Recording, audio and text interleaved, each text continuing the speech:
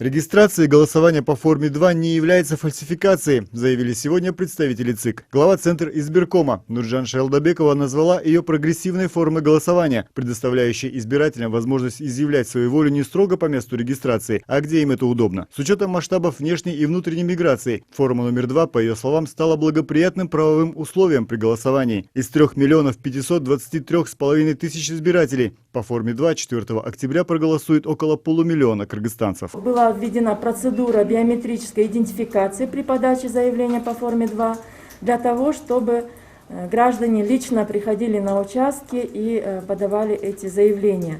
Это была такая защитная мера для того, чтобы исключить случаи, когда без ведома граждан кто-то мог их переместить, поскольку в ходе прошлых кампаний были такие жалобы. Хочется заметить, что, в общем-то, эта процедура была соблюдена.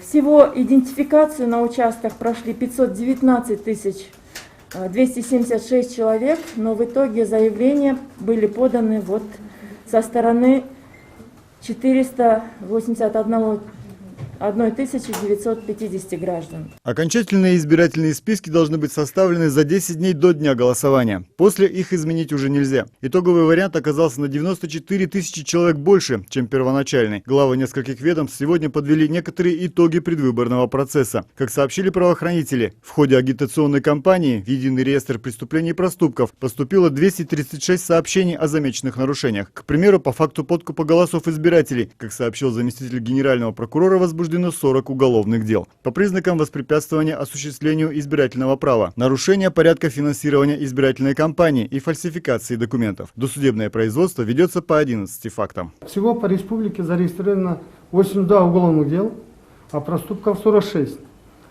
Если по статье 191 УК Кыргызской республики воспрепятствование осуществлению избирательных прав 2, по статье 192 УК Кыргызской республики подкуп избирателей 40, по статье 193 УК Кыргызской республики нарушение порядка финансирования избирательной кампании 1, по статье 195 УК Кыргызской республики фальсификация избирательных документов 25 и другим статьям УК Кыргызской республики 14.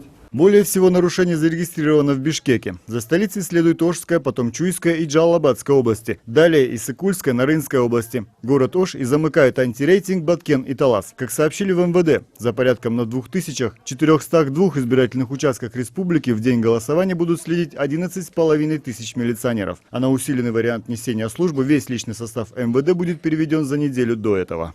В ходе агитационной работы на сегодняшний день в Единый реестр регистрации преступлений и проступков поступило 236 сообщений. Из них преступления 79, проступки 49, нарушения 13. Кроме этого, получены 95 материалов, зарегистрированы в журнале учета информации.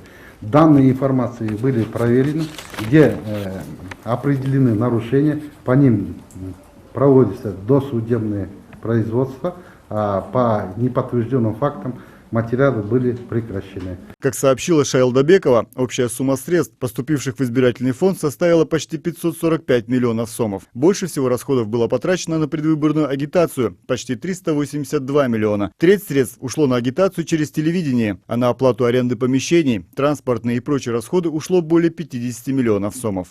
Болот Исаев, Турган Ниязов, НТС.